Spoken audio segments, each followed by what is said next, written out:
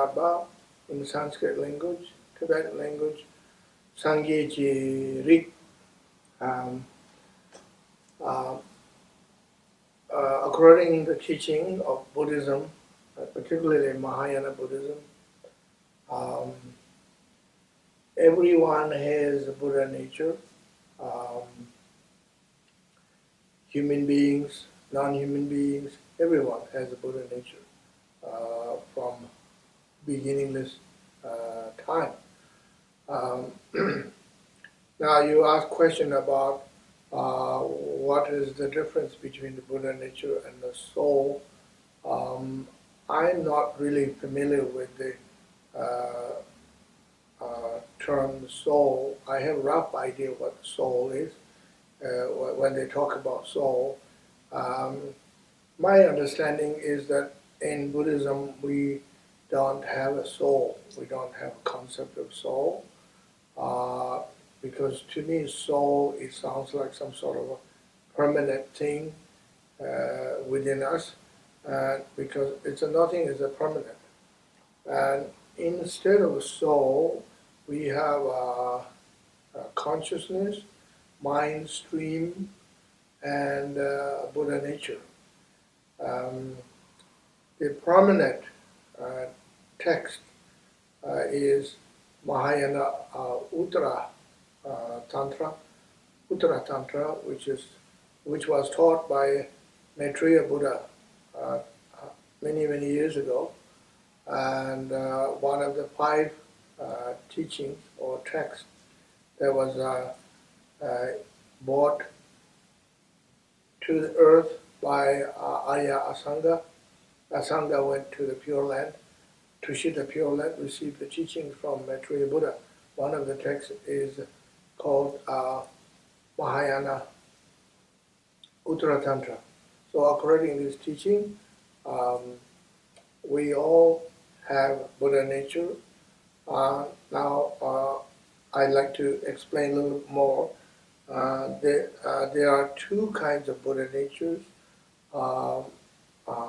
natural tathāgatagarbha and developing tathāgatagarbha.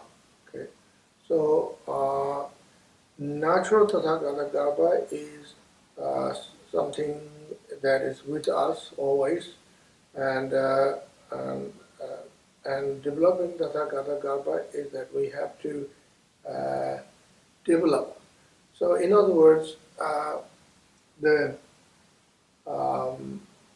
consciousness, our consciousness is developing tathāgatagarbha. So why it is called developing? Because this mind is somehow developing. In other words, the mind is always learning, and mind has a quality, or you can say a tendency to look and to search and learning. And so in that sense, the mind, capacity of mind is increasing or learning and developing somehow. And but in order to appreciate and to understand developing tathāgatagarbha, Buddha nature, we have to study Dharma, and we have to receive teachings, and we have to meditate, we have to practice. We have to practice gradual path to enlightenment, and we have to practice lamrim, and we have to practice renunciation and bodhicitta and shunyata, and step by step, then our Tathāgata can develop. Then developing Tathāgata is happening, and kind of activating and increasing, in other words, and wisdom is increasing, compassion is increasing, and renunciation is increasing, and so then you could call it a developing, right? And now, natural tathāgatagarbha is uh, uh, the voidness nature of the consciousness.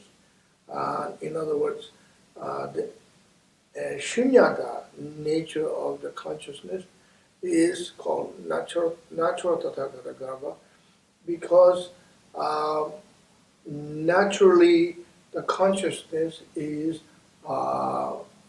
void of inherently existence. The consciousness does not have inherent existence or independent existence. Our consciousness, our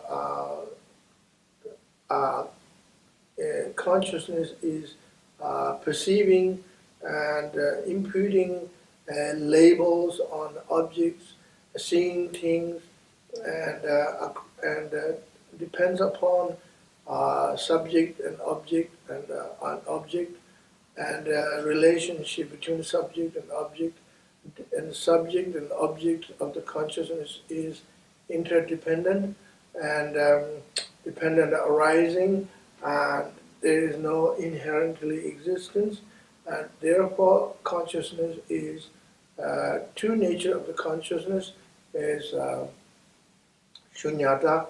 The ultimate nature of the mind is empty, like it states in the Heart Sutra. Likewise, consciousness is empty, and emptiness is also consciousness. Consciousness is emptiness, like that. So, natural tathāgatagarbha is the emptiness of the mind. So, this is the Buddha nature. We have two kinds of Buddha nature. According to Uttara Tantra states, every sentient being have tathāgatagarbha. Rig yu chirna, lu chen kun, tak tu sangye nyingpo chen. Rig yu chirna means since we all have the Rig, Buddha nature, tak tu sangye nyingpo chen. Always the Buddha nature presents within ourselves, within us.